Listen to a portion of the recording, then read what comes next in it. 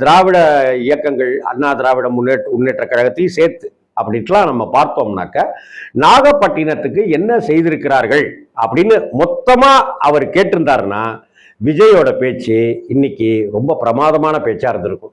இது வரைக்கும் திமுக ஆட்சியில உட்கார வச்சீங்க, அப்புறம் அதிமுக ஆட்சியில உட்கார வச்சீங்க, உடனே திமுக திரும்ப ஆட்சி கொண்டு வந்தீங்க, திரும்ப அதிமுக ஆட்சி கொண்டு வந்தீங்க.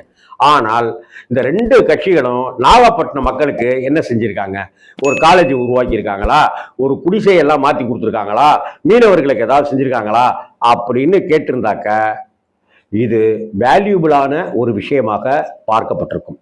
ரெண்டாவது, அப்படி செய்யாம வெறுமன எல்லா ஊர்லயுமே அவர் திமுகவை மட்டும் குறிவைத்து பேசுவது அப்படின்றது இருக்குல்ல, பாஜகவை கூட இந்த ஊர்கா மாதிரி தான் தொட்டுக்கிறார்.